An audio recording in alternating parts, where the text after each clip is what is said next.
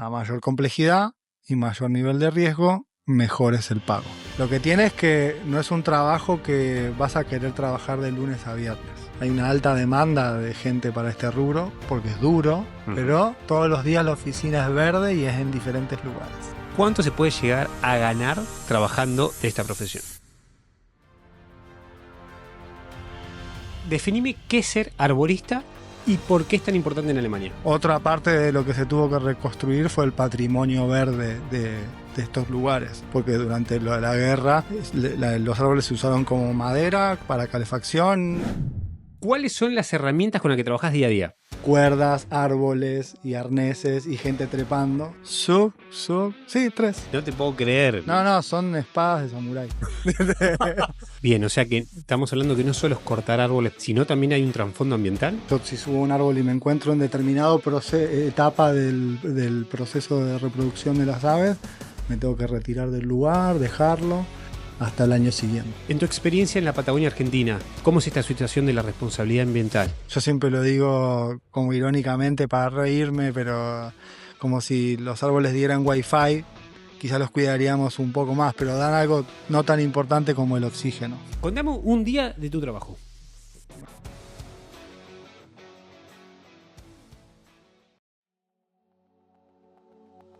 Bienvenidos y bienvenidas a otra entrevista de La Vida de Nosotros. Hoy tengo el placer de conversar con Ignacio Fornia. Él es un arborista argentino que actualmente vive y trabaja en Alemania.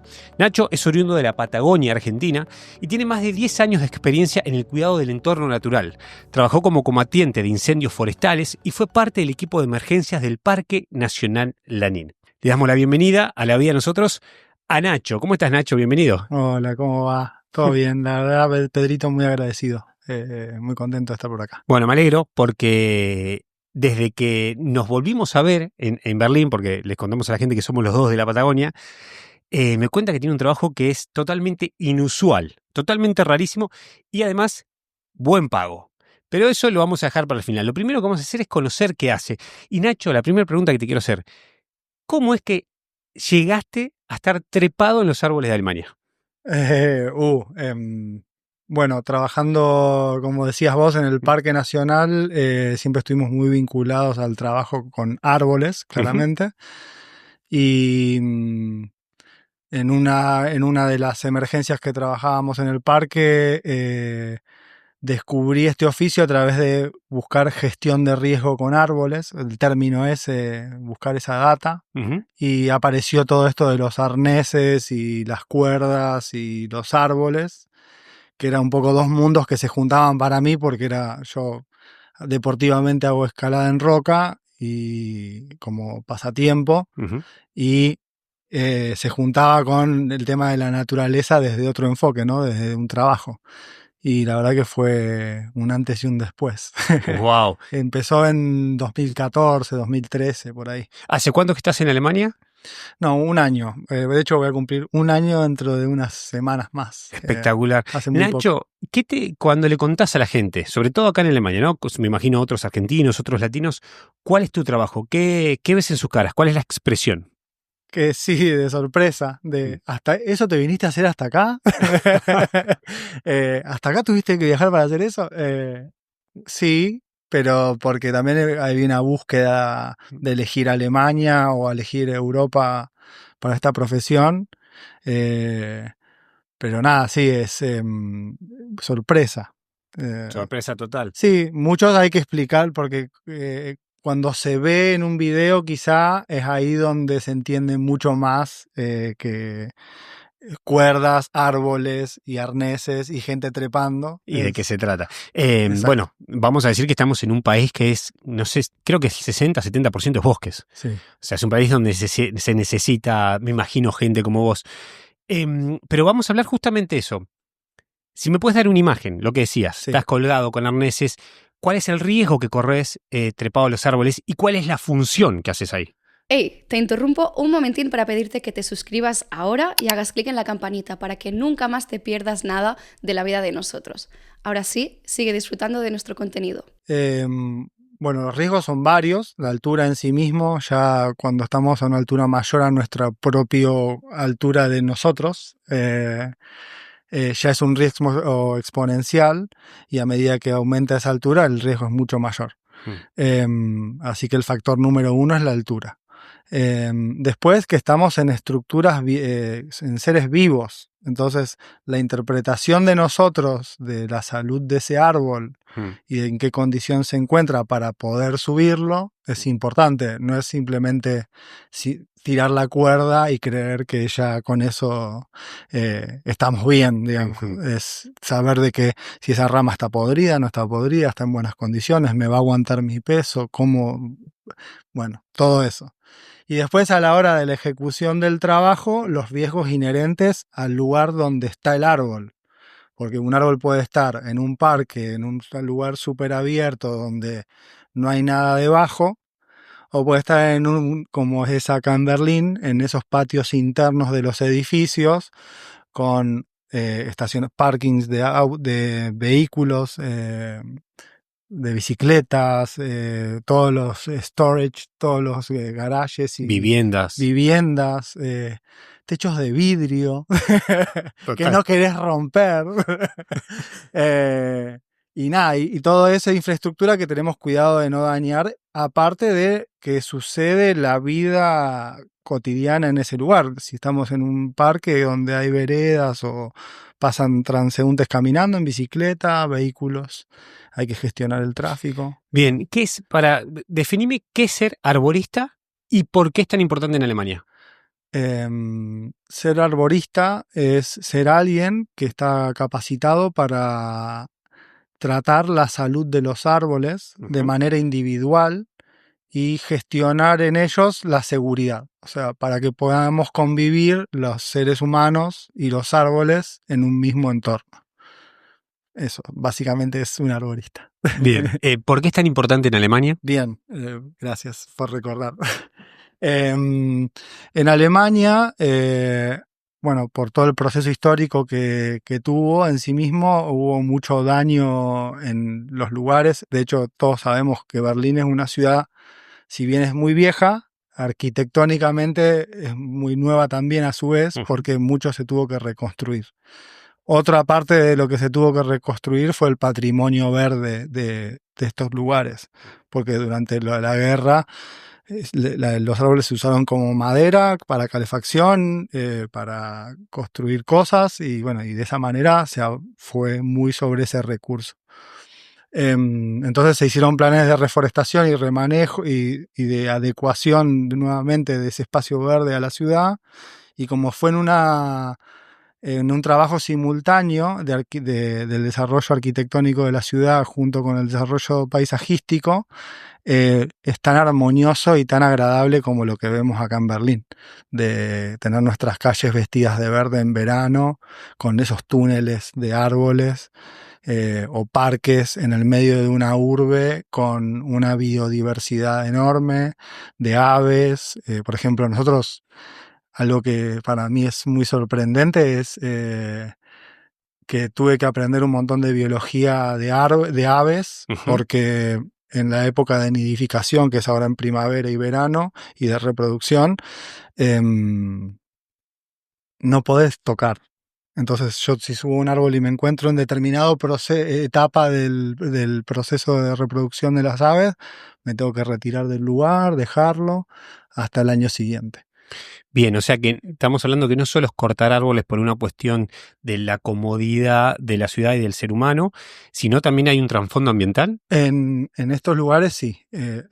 Idealmente es lo que se promueve cuando nosotros nos formamos a que hagamos, o sea, de que seamos promotores de la biodiversidad y de que haya más fauna, más flora relacionada con estos corredores verdes dentro de las ciudades. O sea, pero hay países donde este recorrido ha avanzado mucho más y otros donde ese recorrido está en proceso o simplemente están en la gatera esperando a ver cuándo arrancan.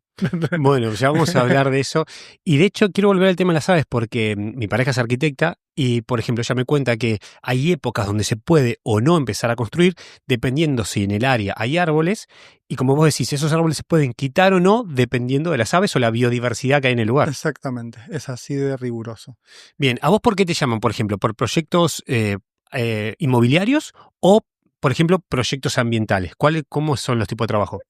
Yo puntualmente en el sector en el que me enfoqué por una elección personal, porque también quería hacer ese recorrido, fue en empresas pequeñas, o sea, de sus dueños junto con algunos operarios, entonces son núcleos de trabajo muy pequeños y es muy familiar, entonces el contacto es más familiar. Trabajamos más en el ámbito privado. Bien. En pequeños parques de pequeñas propiedades, en casas, o digo, la unidad mínima, una casa, o edificios como se ven acá, donde hay consorcios y nosotros vamos y hacemos el trabajo de todo el complejo, toda la parte verde, para el edificio completo. Pero en general es en el ámbito privado. Bueno, me estabas contando entonces que tu trabajo está siendo por ahora, o lo que elegiste dentro de casas o más en lugares privados. Sí. Ahora, te quiero preguntar en cuanto a lo ambiental y lo social del trabajo. Sí. Y quisiera empezar primero en Alemania. Si ves que Alemania tiene pensado la prevención de caídas de árboles en sus bosques, en sus líneas de trenes, en sus ciudades. Y si crees que si está comprometido o no el Estado alemán en esto.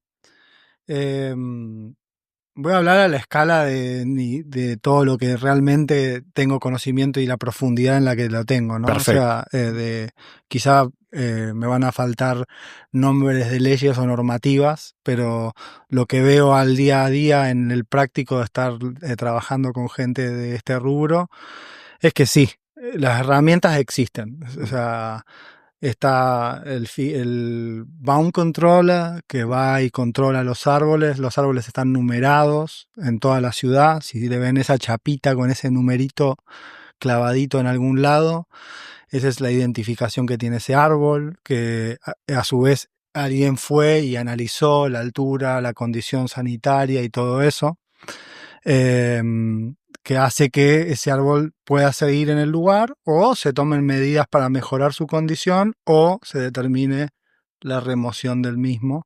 Si igual ven acá, algo que no se hace mucho, pero que es cortarlos por completo. Si se ve, siempre hay como los tótems final de 4 metros, se dejan para una cuestión de respeto, de generar entornos naturales para los bichos, para que los pájaros carpinteros o las aves puedan sacar gusanitos de ese árbol en descomposición, porque ya no representa un riesgo, ¿no? Claramente. Ah, mira, no sabía eso. Eso si los ven en la ciudad, porque se ven mucho como árboles muy... El tótem final, ¿viste? 4 metros de tronco que no dicen nada. Claro. Son para eso. Tienen un fin ambiental también. Y después la gestión de la seguridad es, dependiendo del uso que tiene ese espacio, una cosa es la poda en un parque o en un área natural protegida, y otra cosa es la poda en el parque donde hay un quita, donde hay un jardín para niños. Claro. ¿No? O sea, eso para distinguir que no se aplica el mismo criterio para la seguridad de todos los lugares. Cuando vamos a un parque nacional o a un área natural protegida, hay riesgos inherentes a caminar dentro de un área natural protegida, que es porque si no, yo siempre hago este chiste, iríamos a un parque donde hay osos, y porque un oso una vez se generó un accidente con un visitante, voy a matar a todos los osos. No. Yo tengo que, como visitante de ese territorio, con los pobladores nativos de ese lugar, entender cuáles son las prácticas que yo tengo que hacer para estar seguro en ese lugar. De la misma manera es caminar en el bosque. O sea, cuando voy al bosque en áreas naturales protegidas, la caída de una rama, un árbol o algo es posible. Diferente, como decía recién, en la ciudad. En la ciudad, ahí no tendría que pasar. No debería pasar, o mitigarle el riesgo ese al máximo, para que hagamos todo lo posible para que no suceda. Bien. En tu experiencia en la Patagonia Argentina, ¿cómo es esta situación de la responsabilidad ambiental? Y si notas alguna diferencia. Y tiene grises, porque también Patagonia está formada por diferentes provincias y las legislaciones provinciales, algunas son similares, otras no tanto, en cuanto a los recursos naturales sobre todo. Sí, las tierras que están bajo ejido de Parque Nacional, es una ley federal la que rige esos territorios, entonces se aplican otros criterios. En Argentina es un proceso más lento. Lamentablemente, que no lo hace diferente no digo a Alemania porque no sé cómo sucedió en Alemania, pero sí, por ejemplo, en Estados Unidos, a partir de un accidente se empiezan a generar las reglas de cómo trabajar con los árboles. En Argentina no digo que concretamente fue por uno, sino que fue por varios, que fue necesario ir como encauzando cada vez más la actividad laboral para disminuir la cantidad de accidentes, tanto laborales o accidentes por mala gestión de árboles, porque los accidentes están de los dos lados. Afectan a la ciudadanía una mala gestión y las malas decisiones de trabajo, porque es un trabajo de riesgo, pueden lastimar gravemente o permanentemente a los operarios que hacen los trabajos. Porque, bueno, es una de las actividades más riesgosas, digamos, porque justamente, como decía antes, es un escenario cambiante, un árbol, no es una viga de concreto estable, permanente. Bien, si recordamos a la gente, estamos hablando con Ignacio Formia, que él es arborista en Alemania.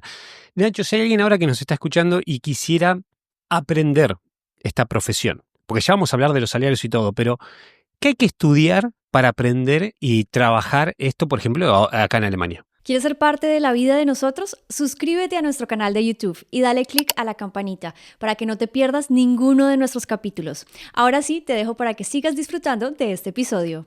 En Alemania, inicialmente se hacen dos cursos, es el SKTA y el B, que son los cursos introductorios, junto con otro curso de, no me acuerdo la nomenclatura, de operación de motosierras. Son como los tres cursos básicos.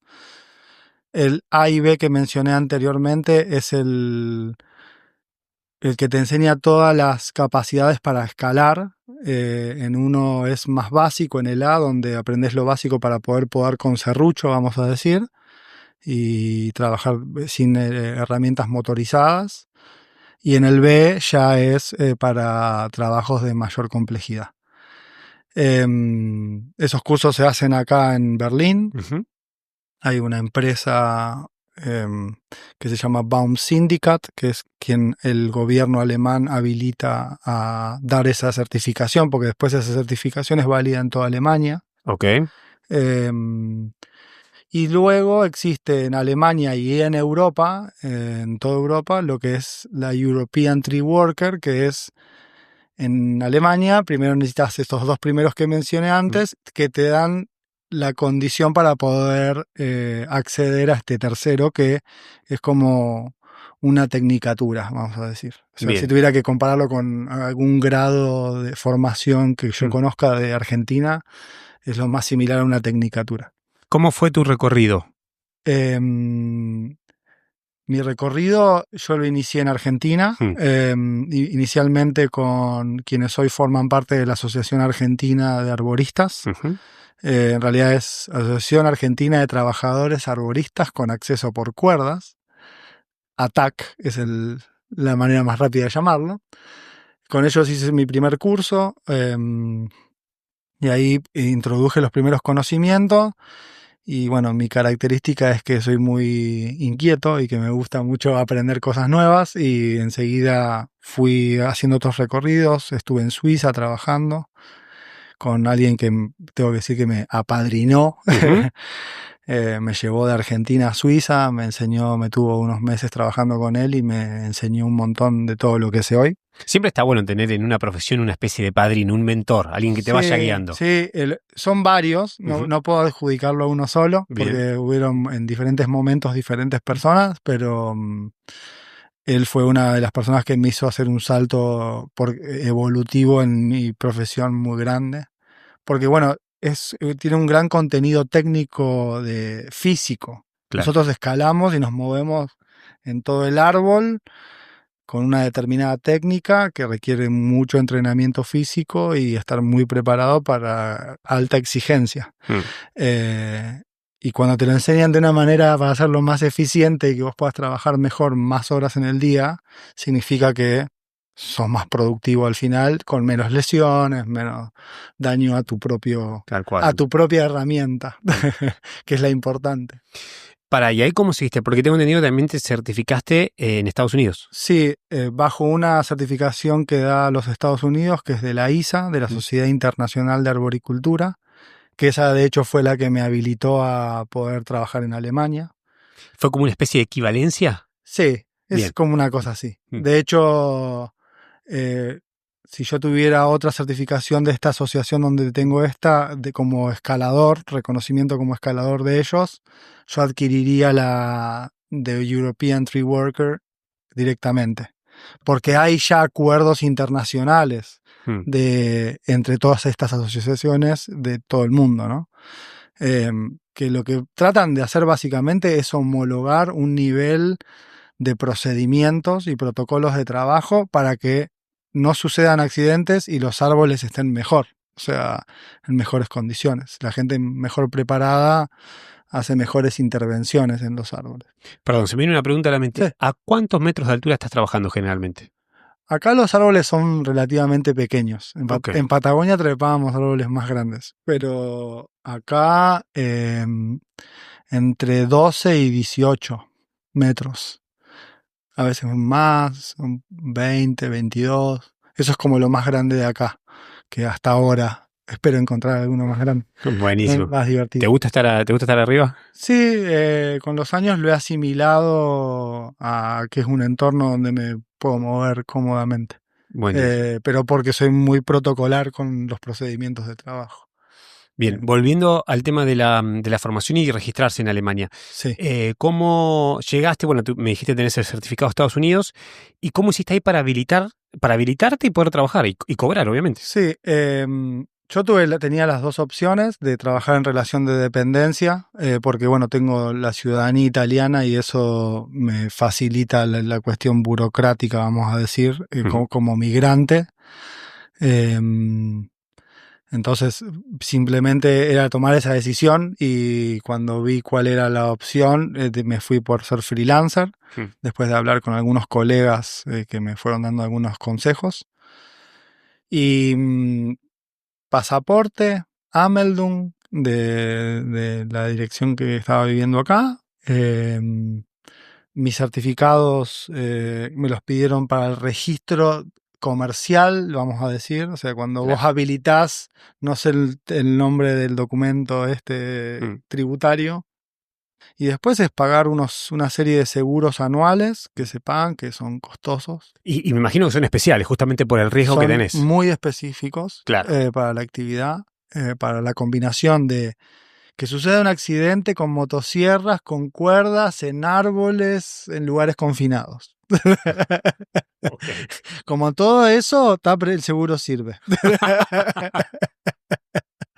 Pero sí, porque tenemos como seguros de responsabilidades para lo que puede generar una falla en nuestro trabajo a otros. Y después tenemos seguros especiales para los accidentes que nos podemos generar en nuestro trabajo, que son más intensos. Solemos golpearnos fuerte. Me imagino. ¿Tenés alguna anécdota de alguna caída fuerte o algo? No, por suerte no. Por suerte. Solo una torcedura fuerte de tobillo, pero que fue fuerte. ¿Y un susto grande? No en el recorrido ni de bombero forestal, ni combatiente forestal, ni... Sí, momentos de mucha tensión y de mucho tener que afinar los pensamientos para saber que las decisiones que tomamos son las correctas. Pero no más que eso, porque bueno, uno está haciendo el trabajo, está yendo a hacer lo que te enseñaron a hacer y si cumplís los protocolos, la posibilidad de accidentes es mínima. Es baja. Usen cinturón de seguridad. Tal cual. Bueno, hablaste de incendios forestales. Vamos a llegar a cuánto se gana en esta profesión y Bien. si nos recomendás o no venir a trabajar en Alemania eso. Pero antes de eso quiero hablar de tu experiencia en incendios forestales. Fuiste Sí. parte del equipo de emergencia y en este 2025 la Patagonia sufrió 2 incendios enormes. Sí. No sé nada del tema. Contame, ¿qué opinas? ¿Por qué pasa que un incendio se descontrole de esa manera y se dice que los incendios generalmente son generados por el humano? ¿Esto es así? Bueno, da para como 50 programas. Eh, sí, la cuestión es que el cambio climático está teniendo un efecto real sobre el comportamiento del fuego y Patagonia no está por fuera de eso. O sea, más allá de los factores humanos, como dijiste vos al final, que son el 2%, o sea, perdón, el 98% son causados por factores humanos, solo el 2% por factores naturales. O sea que de cada 10, 9,5 lo generan los humanos, para decir un número que se entienda. O sea, para que quede claro, los incendios, el 98% los generan los Son seres por humanos. causas humanas que pueden haber diversas, o sea, no solo la negligencia, sino mal uso, intencional, bueno, hay un montón de cuestiones. Y esto hace que todos esos factores, junto con los factores ambientales, junto con sistemas de incendios que vienen atravesando, vamos a decir, penurias de funcionamiento estructural históricamente, porque solamente se vuelven noticia cuando el fuego está activo y no hay una política nacional permanente que atraviese a todos los partidos, digamos, para sostener infraestructura y gente preparada para trabajar todo el año. O sea, porque los incendios en Argentina, por ejemplo, son cíclicos, son temporales. Cuando nosotros tenemos época de lluvia en Patagonia, es época de incendios en el norte. Y cuando es época de lluvias en el norte, es épocas de incendios en Patagonia. Pero bueno, esto es anecdótico para darle un poco también de información que es es multifactorial, digamos. Son varios los factores que generan que la situación es la que es. Pero el factor ambiental, el factor climático, por lo que me cuentan, yo, bueno, ya estoy inactivo desde el 2010, de final del 2019, pero sigo teniendo contacto porque Claro. lo hice durante muchos años con mis amigos y son amigos y colegas. El comportamiento del fuego en los últimos 5 o 6 años cambió. Y esos videos que se solían ver de que en California pasa lo que pasa y bueno, todavía acá tenemos fuegos más tranquilos porque la humedad, porque la temperatura, porque el bosque está conformado de una determinada manera, porque estamos geográficamente en otro lugar, porque había un montón de porqués en otro momento y esos porqués cada vez soportan menos la hipótesis, vamos a decir. Bien, y esto es a causa del cambio climático. Sí, eso es real. Después hay, como te digo, hay malas gestiones de emprendimientos forestales en el pasado, hay malas gestiones de recursos y disponibilidad de recursos para las brigadas para que puedan hacer ataques permanentes, o sea, ataques iniciales, que es el momento más importante de un incendio, cuando empieza. Con mejor calidad de respuesta y mayor cantidad de equipamiento.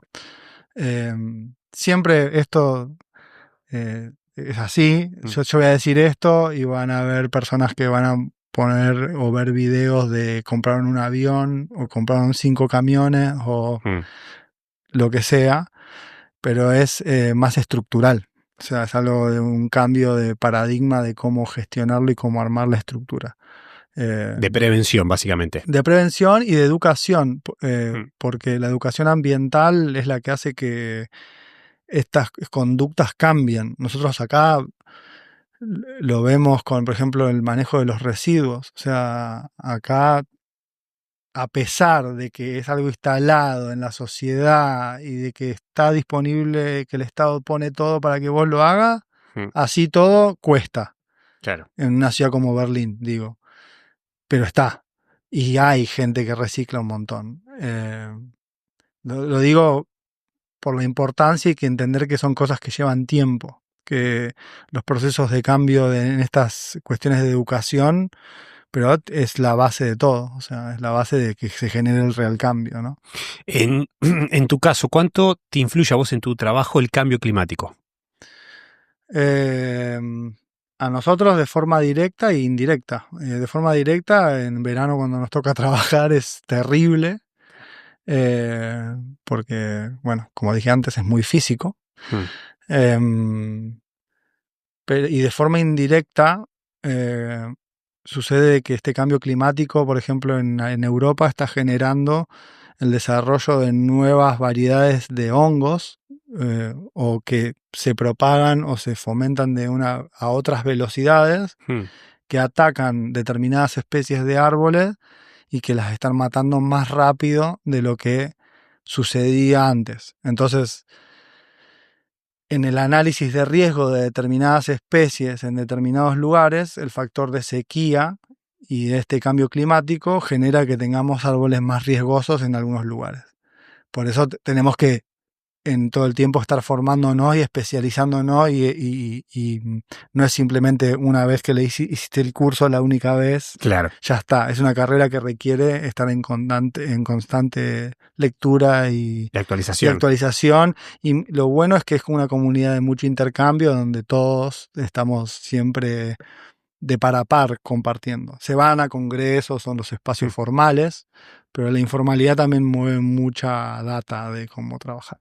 Bien. Como en cualquier oficio. Tal cual. Che, me hablaste hace un ratito, que los árboles son seres vivos. Claramente. Explícame. Los más lindos del planeta. Ahí está. Háblame de los árboles. Y qué decir, de la importancia que tienen y lo tanto que nos cuesta darnos cuenta.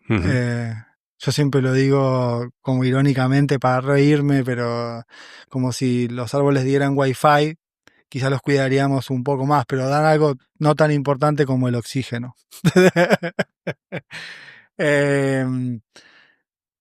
Para mí son majestuosos, son seres únicos, los dinosaurios no sobrevivieron y ellos sí. Las plantas, los seres verdes vinieron y dominan el planeta. Todo el tiempo lo están haciendo a pesar de todo el daño que le estamos haciendo. Pero nada, yo vivo maravillado por la naturaleza en todas sus formas, porque también los animales me encantan. Pero los árboles creo que tienen la capacidad, y creo que eso nos pasa a todos, de que si nos vamos y caminamos un rato por el bosque, la energía con la que volvemos no es la misma. Y si tienen ese poder, o sea, mirá lo importante que son. O sea, si nos generan bienestar y nada, nos dan algo tan importante como el oxígeno. Claro. ¿Cómo es tu relación con los árboles? De pasión, de amor, de intercambio, de entendimiento, por lo menos de tratar de entender, porque esa es como la dificultad más grande con cuestiones que creemos, porque los árboles no hablan, no te dicen tengo esto acá o tengo esto allá, sino es la interpretación a partir del conocimiento y entender que el tiempo de ellos es otro, las velocidades son otras. Son unos seres increíbles. Cuando alguien viene a un lugar como es Berlín, que lo puede ver, o sea, porque esto suena muy a frase de libro, como qué lindo hagamos las cosas bien, pero cuando uno lo ve en práctica y ve el efecto que tiene en la sociedad y la calidad de vida que uno puede tener en una ciudad de 4,5 millones de habitantes rodeada de verde, es muy diferente.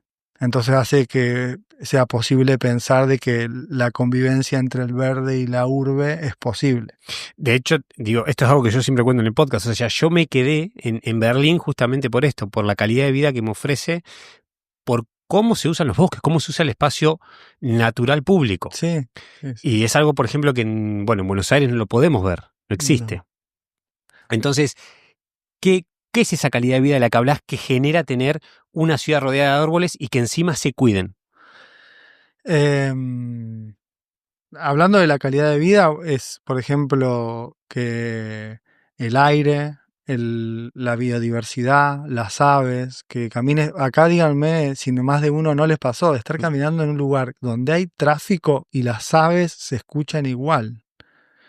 Entonces, está bien, son una especie muy particular que tiene un canto muy fuerte, que a algunos les puede incomodar por la mañana. ¿Estamos hablando del cuervo? No es mi caso, a mí me encantan. Pero digo, están y sucede la vida igual y eso enriquece mucho. El tener grandes cantidades de verde también es una gran ayuda para calmar la ansiedad, para mejorar la calidad de vida en este sentido también. Perdón, te interrumpo con algo. Sí. Justamente hablando de los cuervos, el otro día le mandé un mensaje de audio a un amigo que está en Barcelona. Y bueno, escucha el mensaje de audio y me escribe y me dice, boludo, te está persiguiendo un cuervo. ¿Se escucha? Luego, con el teléfono corriendo. Así.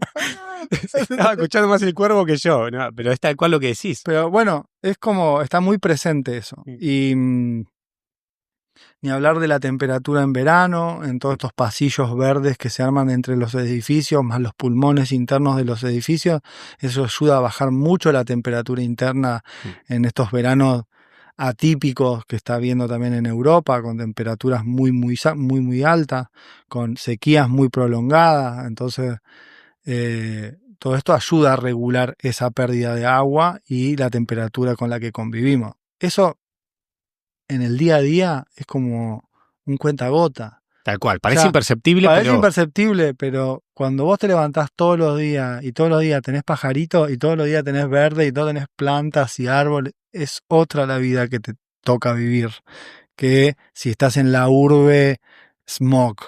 O sea, eso es otra dimensión. No, estoy totalmente de acuerdo, totalmente de acuerdo. Se vive con otra energía, con otro nivel de ansiedad, no sé cómo llamarlo. Sí.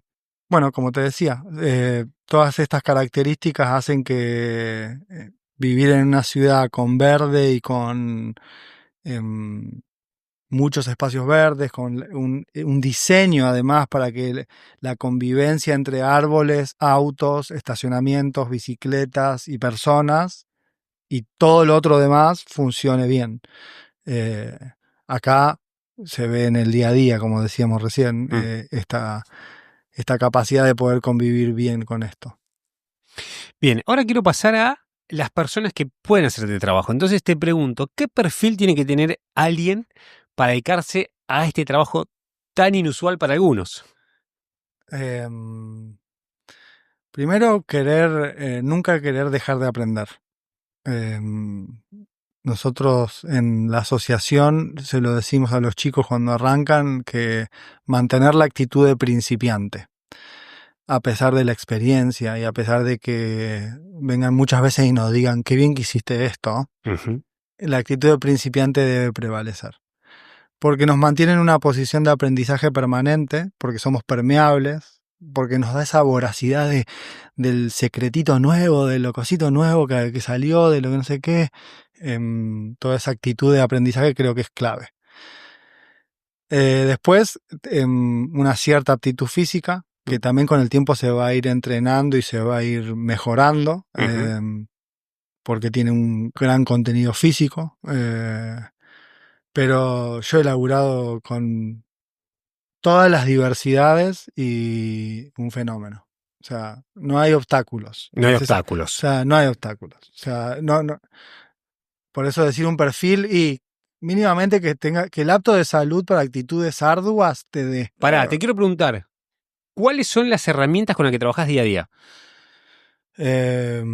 Bueno, arnés, cuerdas, los aparatejos que usamos para movernos sobre la cuerda, serrucho, mucho serrucho, eso es lo que me encanta de acá de Europa. Ujú. Que, la motosierra solo se usa en la felling season, como en la temporada de volteo de árboles, que es Ujú. cuando no se hace la nidificación de aves. Claro. Entonces solo en otoño e invierno nosotros podemos cortar. Entonces solamente en invierno y otoño usamos más motosierra. El resto del año usamos prácticamente serrucho. Serrucho, o sea, Sí. todas las ramas y hojas con serrucho. Y eso, pero Igual Pero- unos serruchos de samurái. O sea, no un serrucho. No te imagines claro, no el es ese serrucho que tengo serrucho. en mi casa. No, no, no. Pero no, son unos serruchos potentes, sí.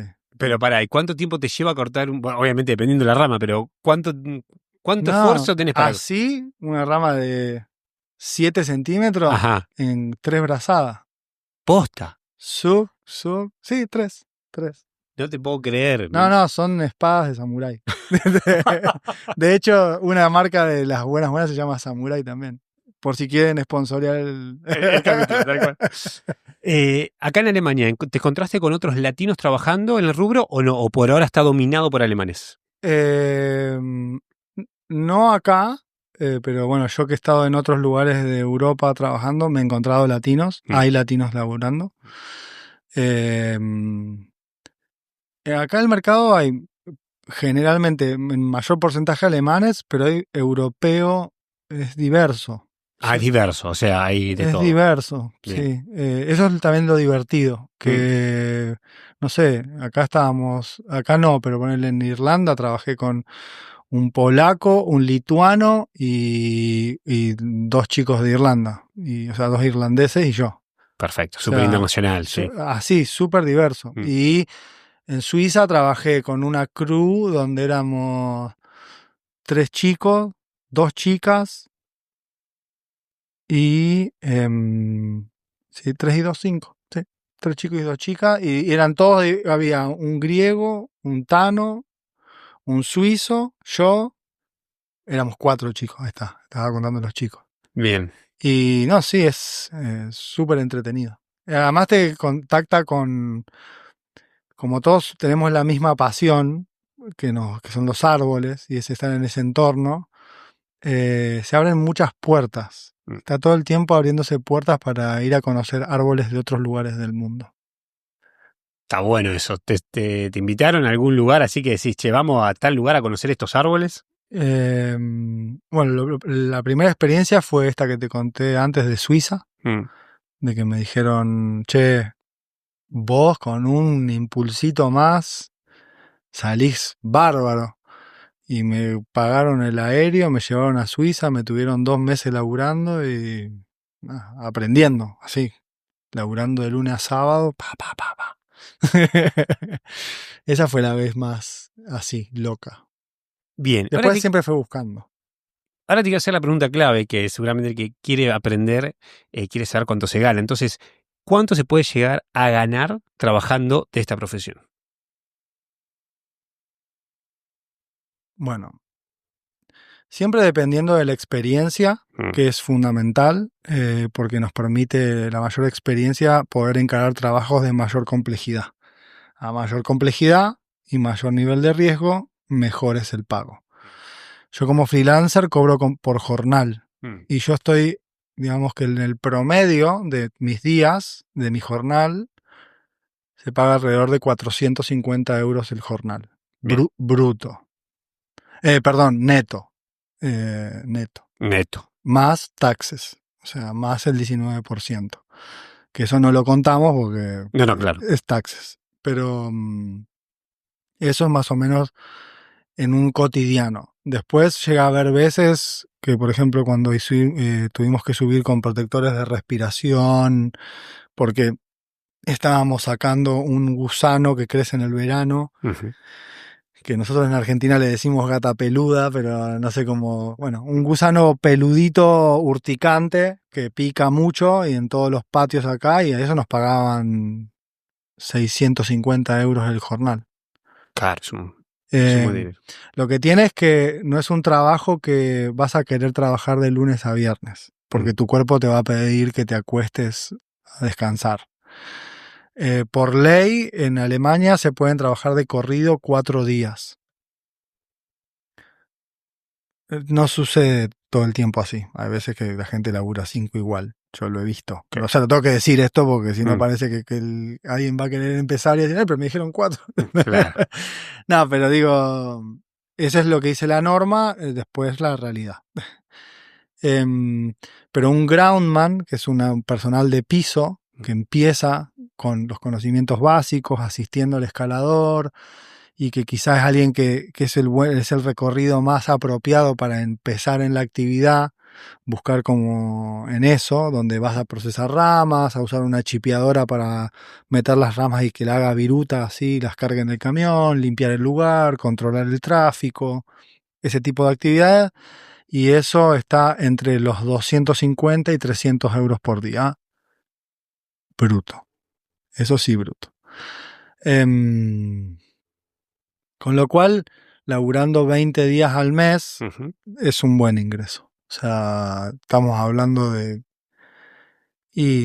casi 3.000 euros de bolsillo. O sea, 3.000 euros netos. neto, sí. Bien. En promedio. Mango más, mango menos. Total.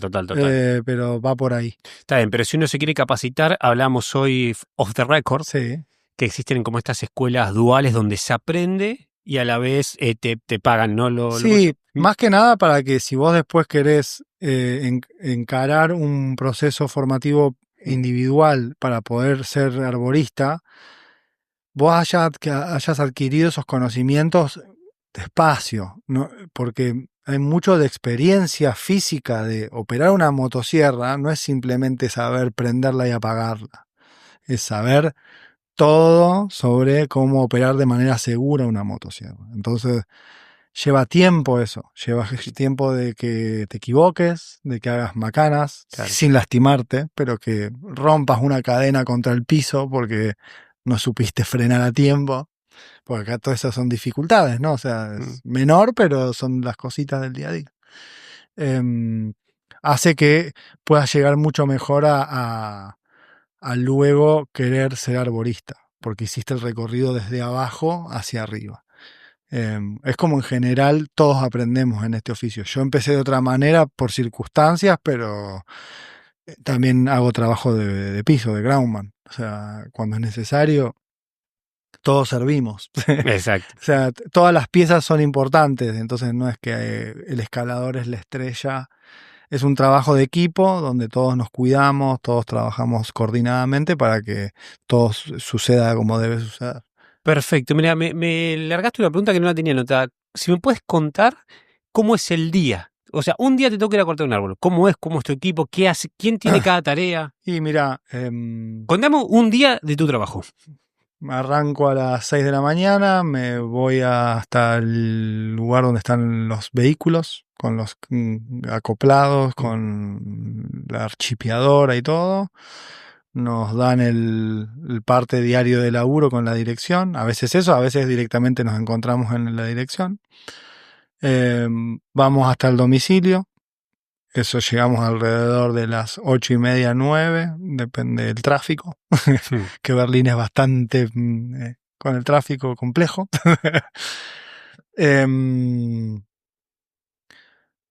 Los chicos empiezan a vallar el lugar para demarcar los lugares donde puede pasar gente caminando, donde con conos, cintas de peligro, se demarca todo eso, mientras yo ya estoy bajo el árbol haciendo una primera inspección rápida, visual de ese árbol y de el plan de trabajo que me pasaron. Ah, mira. Yo ya llego sabiendo cuál es el objetivo del día para ese árbol.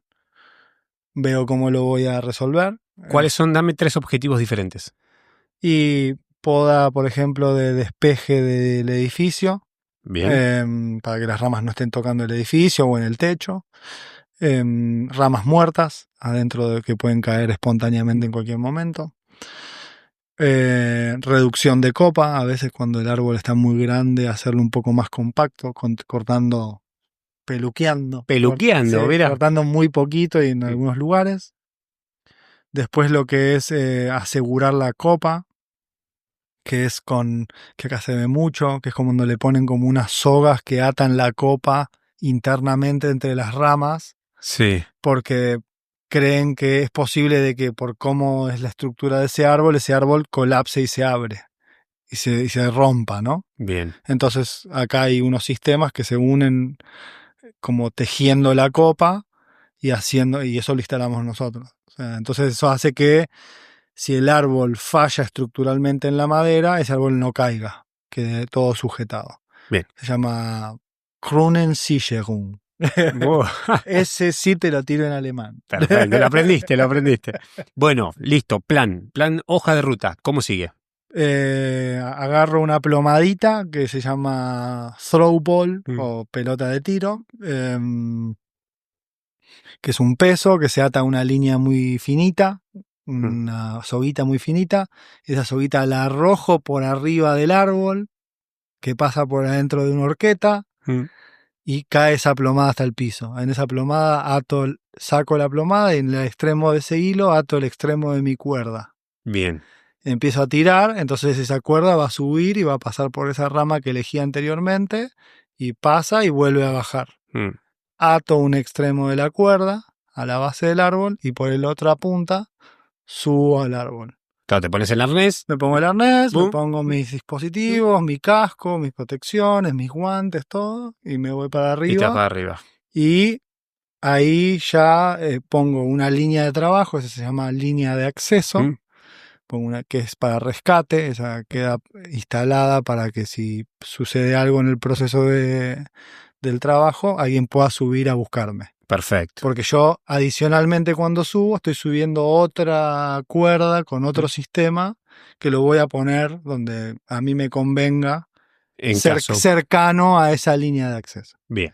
Y ya después me dedico a trabajar. Y ya trabajar. Es a cumplir el objetivo.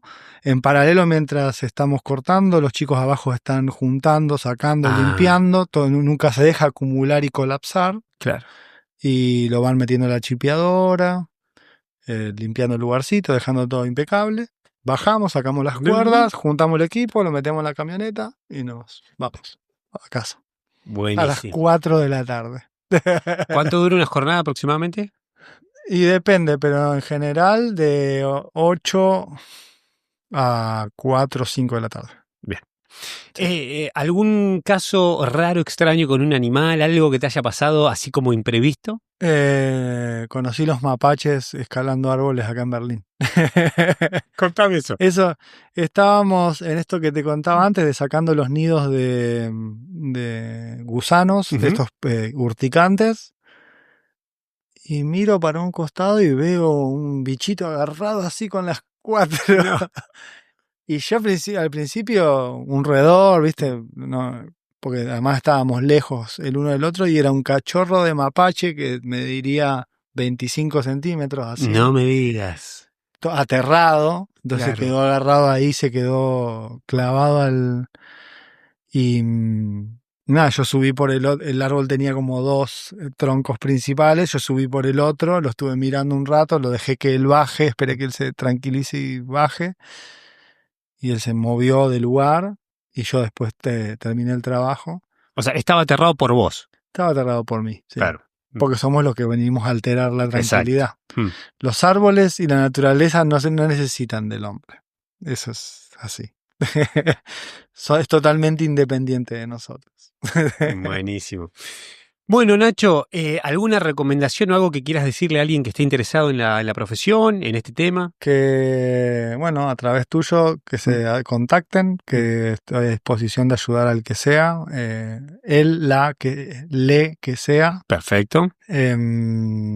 Que quiera participar de esto. Creo que en Berlín es una opción hermosa para poder tener una fuente laboral estable. Hay una alta demanda de gente para este rubro, porque es duro, pero tiene sus gratificaciones. Todos los días la oficina es verde y es en diferentes lugares. Tengo otra pregunta. ¿Tenés algún dato, por ejemplo? Estaba mirando algún dato así medio boludo. Sí. ¿Qué pasaría si plantamos 1 millón de árboles más? No. Justo de eso no. Estuve escauteando data, pero no encontraba nada que me deslumbre. No te vamos a cañar. Perfecto. Sí, lo que tengo que compartir es que cuando estaba laburando en parques nacionales y trabajando con biólogos, uno me comentó una vez que el planeta tiene una capacidad de carga, que es la cantidad de humanos que puede soportar sobre la Tierra para alimentarlo y todo en equilibrio. Y tengo malas noticias. Habríamos superado el límite. Perdón. Está buenísimo. Nada, pasa eso. Estamos muy sobrecargados del planeta, por eso siempre yo quizá en eso peco de pesimista, pero para que recapacitemos en nuestras acciones cotidianas. Si vivimos en un lugar donde separar los residuos es posible, hagámoslo. No tomémonos el tiempo de hacerlo porque tiene un sentido. Y nada, colaboremos con pequeñas cosas que ayuden a un gran cambio. Muy bien. Bueno, Nacho, gracias por tu mensaje, gracias por venir hasta acá y por ser parte de la vida de nosotros. Bueno, gracias a vos, encantado y bueno, a seguir siguiéndote. Dale. Chao, chao.